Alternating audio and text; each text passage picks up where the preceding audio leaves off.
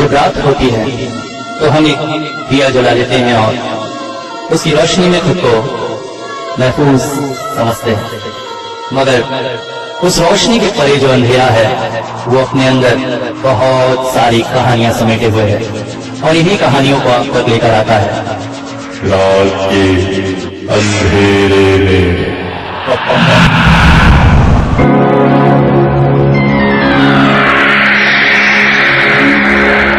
आज लेके आया हूं 4 सच्ची कहानियां, मगर जिनकी ये कहानी है वो नहीं चाहते कि उनका नाम बताया जाए, इसलिए नाम हम नहीं बताएंगे। मगर हाँ, आप सभी के लिए एक सूचना है। अगर आपके जानने वालों के साथ ऐसी कोई पैरानॉर्मल घटना हुई है तो आप वो मुझे भेज सकते हैं। मैं उसे आपके नाम के साथ वीडियो बनाकर चैनल पर डालूंगा। और साथ ही अगर आप हॉरर स्टोरी राइटर हैं तो आपको बिल्कुल मौका है, अपनी हॉरर स्टोरी मुझे भेजिए, मैं उस पर आपके नाम के साथ वीडियो बनाकर चैनल पर डालूंगा। तो इंतजार किस बात का, अच्छी अच्छी हॉरर स्टोरी लिखिए और डिस्क्रिप्शन बॉक्स में दिए व्हाट्सएप नंबर पे या फिर ईमेल आईडी पे जरूर भेजिए। इंतजार रहेगा आपकी स्टोरीज का। दोस्तों, अब बात उन लोगों की जिनका मानना है कि भूत प्रेत तंत्र मंत्र जादू टोना वगैरह कुछ नहीं होते, ये सब अंधविश्वास है और विज्ञान इनको नहीं मानता है। तो उनसे एक सवाल करिएगा कि जब किसी को बुखार होता है तो वो क्या करता है?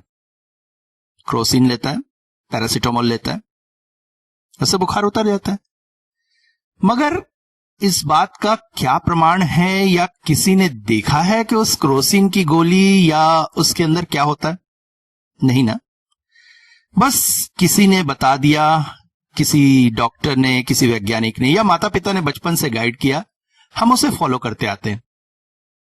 मगर जब वही माता पिता हमें यह बताते हैं कि भूत प्रेत तंत्र मंत्र जादू टोना भगवान इत्यादि को मानना चाहिए, तो हम कहते हैं ये सब अंधविश्वास है।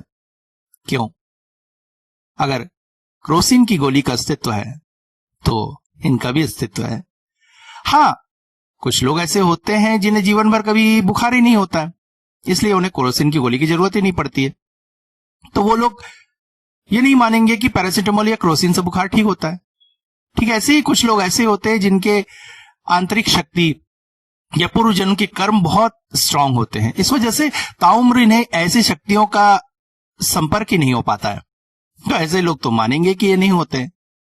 मगर हाँ, जिन्होंने इनके संपर्क को पाया है, फोन की घंटी बजते ही मैं चौंक पड़ा। सौरभ, मेरा दोस्त, मुझसे उम्र में 2-4 साल छोटा है, मगर बहुत अच्छा दोस्त है। अक्सर हम मिलते हैं या फोन पर बातें करते हैं। जब भी कुछ खास बात होती है, सौरभ मुझे कॉल कर मुझसे राय लेता है। रात के 10 बज रहे थे। मैंने सोचा इस वक्त कुछ गप मारने के लिए ही कॉल किया होगा। कॉल रिसीव करके बोला, हाँ सौरभ। उधर से आवाज आई, वीरेंद्र वीरेंद्र, आप मानोगे नहीं, अभी अभी ना क्या हुआ पता है? मैं कैसे बताऊं? अरे सौरभ, क्या हुआ? इतना परेशान क्यों है? क्या वीरेंद्र को नहीं मानेगा, मैं अभी भी कांप रहा हूं। अरे क्या हुआ? तू शांत हो, थोड़ा पानी पी और थोड़ा शांत हो, उसके बाद बता, ऐसा क्या हो गया? वीरेंद्र, सच बता रहा हूं, मैं इस बात को मान ही नहीं पा रहा हूं। अरे तू शांत हो, पहले शांत हो। आपको तो पता है मेरे फ्लैट के सामने अनूपदा रहते हैं, वही जिनसे आप मिले थे उस दिन, हम लोग बातें कर रहे थे। अक्सर मैं और अनूपदा छत पर बैठकर गप मारते हैं। आपको तो पता ही है सब। अरे हाँ, इतना लंबा चौड़ा बताने की क्या जरूरत है? अभी उसी दिन तो तेरे घर गया था, तो उनके घर बैठ के हम लोग ताश खेले थे, चाय पिए थे। हाँ, वही। अभी 9 बजे के करीब की बात होगी। मैं छत पर गया तो अनूप दा वहीं मिले। हम दोनों ने बातें की, सिगरेट भी पिया साथ में। फिर करीब आधा घंटा हो गया तो मैंने उनसे कहा मैं नीचे जा रहा हूं, आप जाएंगे? उन्होंने कहा नहीं, थोड़ी देर अकेले बैठूंगा, तू जा। मैं सीढ़ियों से नीचे आने लगा, मगर नीचे आते आते क्या, नीचे आते आते देखा अनूप दास सीढ़ियों से चढ़ रहे थे। मुझे देखकर बोले, अरे छत पे था क्या, मुझे बुला लेता, अब चल थोड़ी देर बातें करेंगे। मैं कहां फटा? अगर अनूप दा यहाँ है तो अभी मैं छत पर किसके साथ बातें कर रहा था? और अगर अनूप दा छत पर है तो ये मेरे सामने कौन खड़ा है? कौन असली है, कौन नकली है? ये सब क्या हो रहा है, क्यों हो रहा है?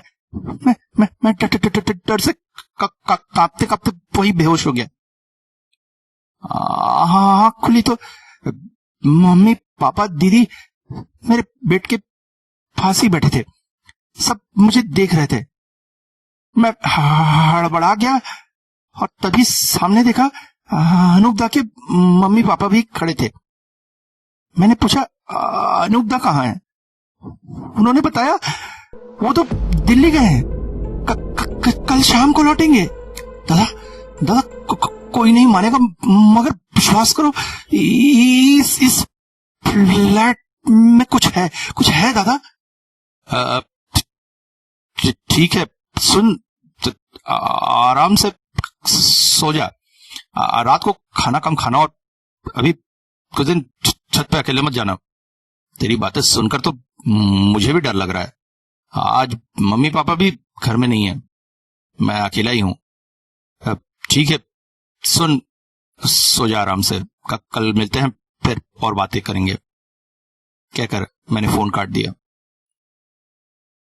फोन रखकर मैं उठा ही था कि अचानक फिर से सौरभ का कॉल। हाँ, हेलो सौरभ, क्या हुआ? हाँ दादा, अरे आपका 4 मिस कॉल देखा तो मैं छत पर था, इसलिए कॉल नहीं उठा पा रहा था। बताइए क्या हुआ? क्या हुआ? अभी तो तूने कॉल किया था ना, बातें की थी। अरे मैं कहां दादा, मैं तो छत पर था, मैंने आपसे बात नहीं की। सुनकर फोन मेरे हाथ से छूटकर बिस्तर पर गिर गया। अगर सौरभ नहीं था तो सौरभ के नंबर से इतनी सारी बातें कौन कर रहा था? दोस्तों, अगला अनुभव एक डॉक्टर साहब का। डॉक्टर साहब एक बड़े हॉस्पिटल में काम करते हैं। ये घटना उन दिनों की है जब वो नए नए इंटर्नशिप में लगे थे। डॉक्टर साहब के अनुसार जिस हॉस्पिटल में वो इंटर्नशिप करते थे वहीं के हॉस्टल में वो रहते थे। एक दिन नाइट ड्यूटी थी, ज्यादा काम नहीं था, इसलिए डॉक्टर साहब ने नर्स स्टाफ से कहा कि वो हॉस्टल में है और जरूरत पड़े तो उन्हें बुला लिया जाए। हॉस्टल हॉस्पिटल से करीब 3 मिनट की दूरी पर था। एक कॉरिडोर, उसके बाद कुछ सीढ़ियां और एक छोटा सा गार्डन पार करते ही हॉस्टल पहुंचा जा सकता था। डॉक्टर साहब उधर को चल पड़े। रात को ये एरिया बिल्कुल सुनसान सा हो जाता था। अभी डॉक्टर साहब गार्डन तक ही पहुंचे कि गार्डन के एक तरफ एक व्यक्ति बनियाइन और लुंगी पहने बैठा रो रहा था। डॉक्टर साहब को आश्चर्य लगा। वो उसके पास गए और पूछा, क्या हुआ, क्यों रो रहे हो? वो व्यक्ति हड़बड़ा गया और उठकर बोला, डॉक्टर साहब, मेरा एक मरीज है, वो बचेगा नहीं साहब। मैं हॉस्पिटल स्टाफ के पास जाकर सबसे कह रहा हूँ उसे बचा लो, मगर कोई मेरी नहीं सुन रहा है। डॉक्टर आश्चर्यचकित हो गए। उन्हें थोड़ा गुस्सा भी आया कि हॉस्पिटल स्टाफ इस तरह की रिस्पॉन्सिबिलिटी कैसे कर सकता है, और उन तक खबर क्यों नहीं। उन्होंने उससे कहा, कहाँ है तुम्हारा मरीज, दिखाओ। वो डॉक्टर साहब को अपने साथ एक वार्ड में लेके गया। वार्ड के दरवाजे से उसने इशारा किया, ओ वहां पे। डॉक्टर ने देखा वहां बेड पर एक मरीज था जिसका चेहरा सफेद चादर से ढका था। पास ही में एक औरत बैठे हुए रो रही थी। जमीन पर 2 बच्चे खेल रहे थे। डॉक्टर साहब उस औरत के पास गए, पूछा, क्या हो गया इनको? औरत रोते रोते बोली, डॉक्टर साहब, इनकी तो मौत हो गई है। अभी मेरे रिश्तेदार आ ही रहे, फिर हम डेड बॉडी ले जाएंगे। डॉक्टर चौंक गए। ओह, लगता है मुझे आने में देर हो गई। फिर भी एक बार उन्होंने लाश का चेहरा देखने के लिए चादर हटाया। देखकर वो चौंक पड़े। ये तो वही व्यक्ति था जो उनको यहां तक लेकर आया था, मगर ये कैसे हो सकता है? अब लगता है उन्हें कुछ भ्रम हुआ है। इस बात को भूलकर डॉक्टर साहब अपने काम में लग गए। 1 महीने बाद एक दिन वो सवेरे हॉस्पिटल को आ रहे थे। उस दिन हॉस्पिटल में बहुत भीड़ थी, लाइन लगी हुई थी मरीजों की। 3 मिनट की इस रास्ते को तय करने में उन्हें 7-8 मिनट लग गए। लोगों को धकेल धकेल के आगे बढ़ते हुए बड़ी मुश्किल से वो चेंबर तक पहुंच रहे थे कि तभी भीड़ के बीच से एक व्यक्ति उनके सामने आया और बोल पड़ा, डॉक्टर साहब, आपने उस दिन मेरी मदद नहीं की, अब तो मदद कर दीजिए। कितने बार मैं आपसे मदद मांगू? डॉक्टर चौंक पड़े। अरे, ये तो उस रात वाला आदमी है, मगर यहां? मगर अगले ही पल जब उन्होंने देखा तो वहां कोई भी नहीं था। डॉक्टर आश्चर्यचकित हो गए। ये सब हो क्या रहा है? इसके बाद एक दिन चेंबर में बैठे हुए वो मरीज देख रहे थे कि अचानक गेट पर वही व्यक्ति खड़ा था। डॉक्टर साहब, मेरी मदद कीजिए डॉक्टर साहब। डॉक्टर हड़बड़ा गए। कौन हो तुम? क्या चाहते हो? करना क्या है तुम्हें? आसपास के नर्सिंग स्टाफ भी घबरा गए क्योंकि उस वक्त गेट पर कोई भी नहीं था और डॉक्टर उस तरफ देखकर बात कर रहे थे। डॉक्टर के एक दोस्त ने उनको संभाला और उनसे कहा, एक काम कर, आज तो मेरे मेस में चल, हॉस्टल में अकेले रहते रहते तेरा दिमाग खराब हो रहा है। डॉक्टर ने कहा, ठीक है, मैं पहुंच जाऊंगा। शाम को काम खत्म करके डॉक्टर साहब ऑटो से दोस्त की मेस की ओर चल पड़े। ऑटो से उतरकर उन्होंने ऑटो वाले को पैसे दिए और चिल्लर वापस ले ही रहे थे कि शॉल से ढका ऑटो वाले का चेहरा उनके सामने खुल गया। ऑटो वाले ने उनसे कहा, डॉक्टर साहब, कब तक मेरी मदद नहीं करेंगे? डॉक्टर चौंक पड़े। वो घबराकर पीछे हट गए, मगर अगले ही पल वहां तो ऑटो वाला था। ऑटो वाले ने पूछा, क्या हुआ साहब, क्या हुआ? कुछ नहीं, कुछ नहीं, कहकर डॉक्टर साहब दोस्त के पास आ गए। दोस्त ने उनको घबराया हुआ देखकर पूछा, आखिर बात क्या है? डॉक्टर ने सब कुछ खुलकर उन्हें बता दिया और तभी डॉक्टर की नजर गई उस नोट पर जो ऑटो वाले ने उन्हें वापस किया था। उस पर एक पता लिखा हुआ था। डॉक्टर ने दोस्त से पूछा, ये पता कहां गया? ये तो करीब का ही है।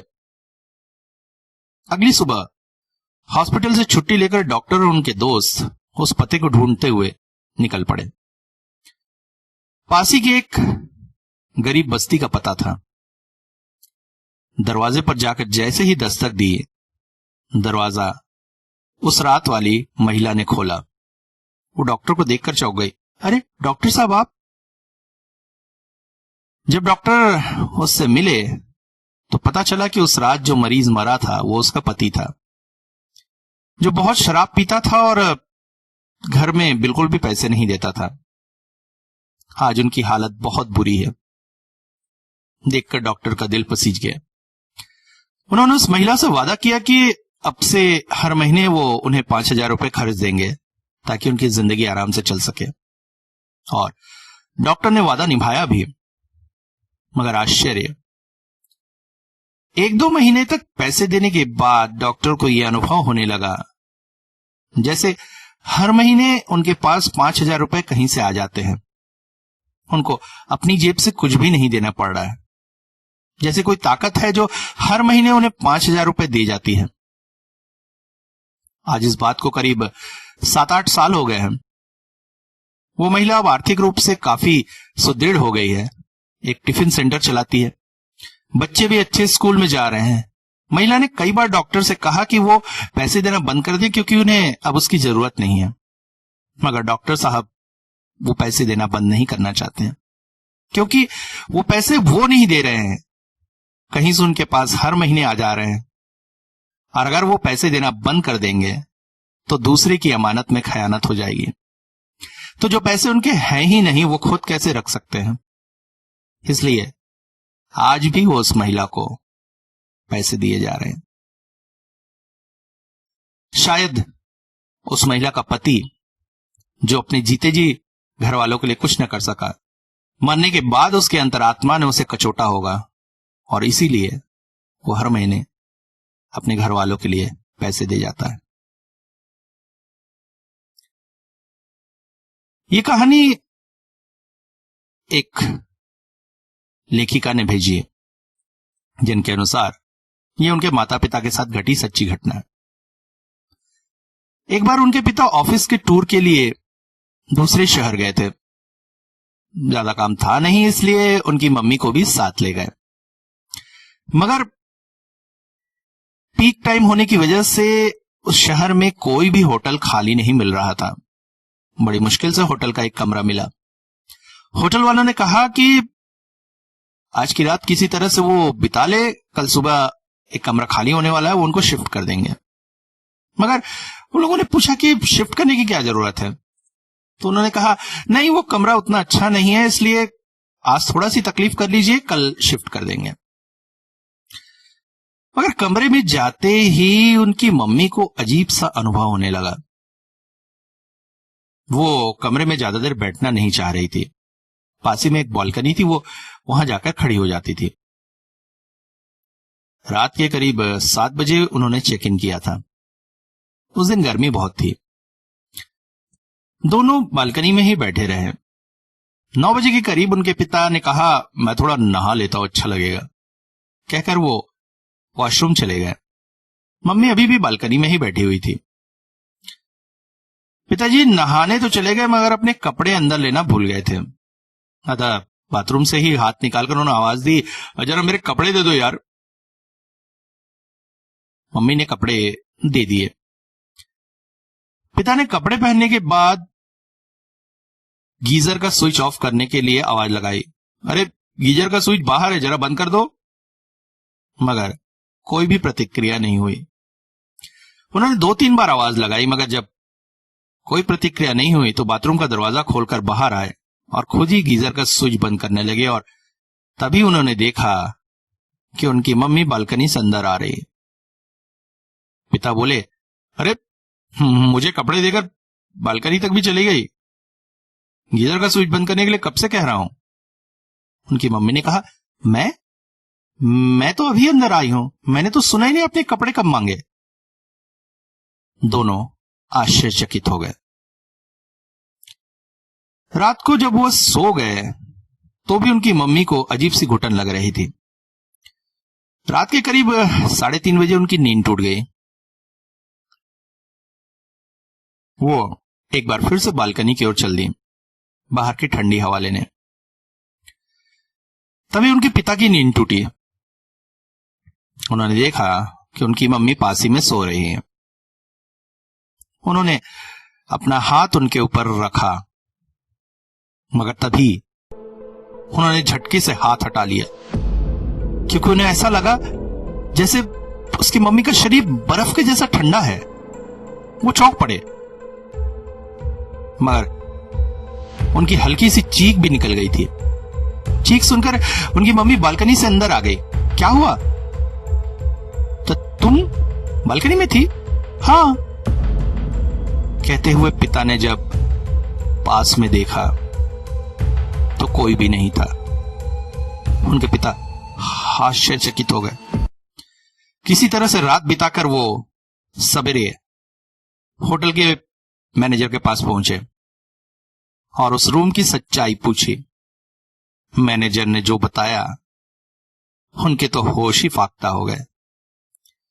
मैनेजर ने बताया कि कुछ साल पहले उस कमरे में एक नवविवाहित जोड़ा था। किसी बात में दोनों में लड़ाई हो गई। पति ने पत्नी का गला दबा दिया और एक्सीडेंटली पत्नी की मौत हो गई। पति को जेल हो गई, मगर तब से होटल का वो कमरा अभिशप्त है। ये कहानी एक बिल्कुल सच्ची घटना है, मगर इस पर विश्वास कर पाना थोड़ा सा मुश्किल है। आनंद के पिता मछली का व्यापार करते थे। इसके लिए उन्हें बहुत सवेरे निकल जाना पड़ता था ताकि मछली मार्केट में मछलियों की अच्छी दाम में बोली लगा सके, और मछलियों को बिछवा कर लौटते लौटते उन्हें काफी रात हो जाती थी। आनंद का घर जहां था वहां पर सामने से पक्की सड़क गुजरती थी।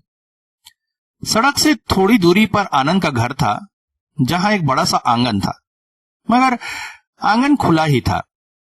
आंगन में ही टेपनल लगा हुआ था जहां से वो पानी लेते थे।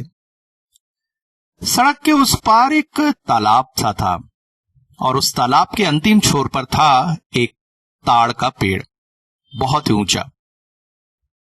लोग बताते हैं कई सालों से वो ताड़ का पेड़ वैसे ही है और उस पर रहती हैं कुछ अपशक्तियां। इसलिए आंधी, पानी, बरसात का उस पेड़ पर कोई असर नहीं होता है और लोग उस पेड़ से कुछ डरते भी थे। मगर आनंद के पिता को किसी भी तरह का कोई डर कभी नहीं सताता था। वो सारे काम आराम से करते थे। उस रात काफी गर्मी थी। आनंद के पिता 11 बजे करीब लौटे। उन्होंने कहा पहले मैं नहा लेता हूं, मगर नहाने के लिए वो बाथरूम में न जाकर आंगन में लगे टेप नल पर चले गए। अभी वो नहा ही रहे थे कि अचानक एक बड़ा सा पत्थर उनको आके लगा। वो चौंक पड़े। अरे, इतनी रात के कौन मजाक कर रहा है? वो चलकर रास्ते तक गए। आसपास देखा तो सब कुछ सुनसान सा था। एक दो गाड़ियां गुजर रही थी, मगर गुजरती हुई गाड़ी से तो कोई पत्थर नहीं मार सकता। वो फिर से नहाने में लग गए, मगर अब की बार एक बड़ा सा पत्थर आकर उन्हें लगा। वो चौंक पड़े और नहाकर जल्दी अंदर चले गए। 2-3 दिन बाद अचानक उन्हें रात को ही काम पर जाना था, इसलिए वो करीब रात के 2 बजे उठे। नहा धोकर 3 बजे के करीब जैसे ही दरवाजे से बाहर निकले, उनकी नजर तालाब की तरफ गई जिधर से कुछ आवाजें आ रही थी, और जब उन्होंने उधर देखा तो उनके जैसे होश फाख्ता हो गए। ताड़ के उस पेड़ से सफेद साड़ी पहने एक औरत की आकृति नीचे उतर रही थी, जिसका सिर जमीन की तरफ था और पैर पेड़ों पर चल रहे थे। उसे देखकर कुछ देर तक तो वो आश्चर्यचकित हो गए, आंखें मलकर देखते रहे, मगर काफी देर तक वो घटना घटती रही। वो औरत पेड़ के ऊपरी सिरे से नीचे तक उतरने लगी। आनंद के पिता दौड़कर घर के अंदर चले गए और दरवाजा बंद कर दिया।